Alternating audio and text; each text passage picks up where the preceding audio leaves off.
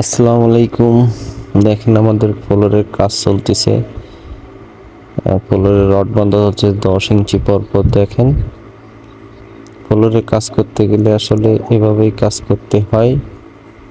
দেখেন আমাদের মোস্তফাই কাজ করতেছে, এখানে আরো 17 জন আছে, এদিকে সবাই কাজ করতেছে, একটু রেস্ট নিচ্ছে। আগামীকালকে ঢালাই দেওয়ার ইচ্ছা আছে। দেখেন আপনারা যদি ফ্লোর ঢালাই দিন, অনেকজনের আছে যে 3 ইঞ্চি খালি ঢালাই দেয়, কিছুদিন পরে যে ফেটে যায়। কাজ যদি করতে এইভাবে ফ্লোরের রড দিয়ে কাজ করতে হবে, তাহলে সবার জন্য মঙ্গল হবে, আপনার ফ্লোরটাও টেকসই হবে। দীর্ঘমেয়াদী একটা কাজ করবেন, লক্ষ লক্ষ টাকা খরচ করেন, মাথায় যে আসে যে দেখেন এখানে ফ্লোরে যে আপনারা মিস্টেক করেন যে এখানে 3 ইঞ্চি ঢালাই দিই খালি।